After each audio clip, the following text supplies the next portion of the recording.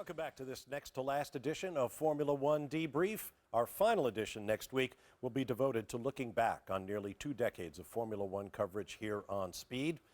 But today we're going to leave you with a look forward to the much anticipated fall 2013 release of a movie about Formula One from one of Hollywood's most influential filmmakers. In Austin, Texas, our Will Buxton sat down with Ron Howard about his upcoming film, Rush.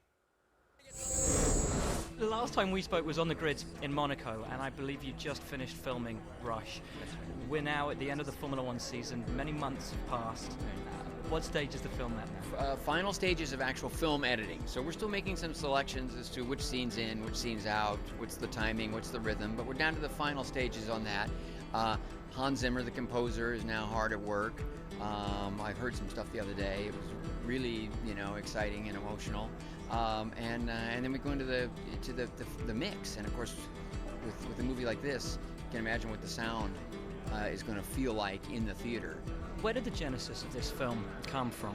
It was really born out of Peter Morgan's fascination and curiosity with the relationship between Niki Lauda and James Hunt. He had known Niki Lauda for some years, but didn't really understand what the James Hunt rivalry was. And when he began to learn about this combination, these two very different champions, and the drama that surrounded particularly that 1976 season, he began to feel that there was something there that could be, emotional, interesting, surprising, even funny, but also action-packed and intense. That's the way I felt about Peter's screenplay when I read it. Great acting opportunities, real human stuff going on, and drama, comedy, but all authentic and visually great. And when you say that no one's really made a movie dealing with Formula One or motorsports, part of the challenge is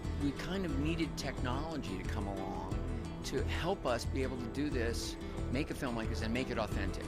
So to recreate those tracks in 1976, of course we didn't build all of that. That's where we're using our computer-generated stuff.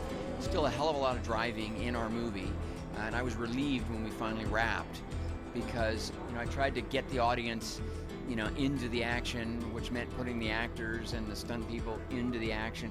And I was thrilled with this one. We'd had a couple of near misses, but everybody was fine, and I felt like at the same time we'd serviced the needs of the movie.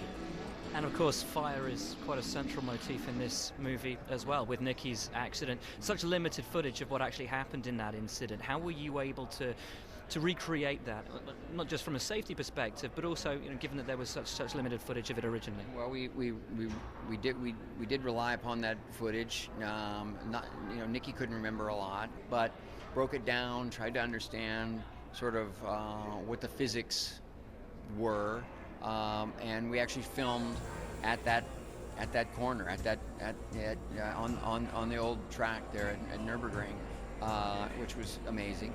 And then, in order to really put the audience in the middle of that horrific moment, we used every trick in the book.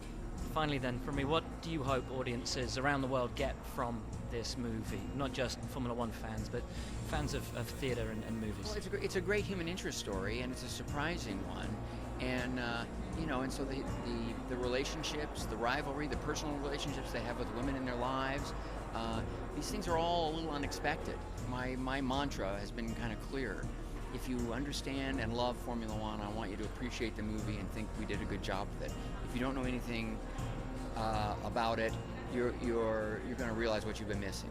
And that's what I've discovered as a non-motorsport fan coming in and making this movie, and it's what I want to convey.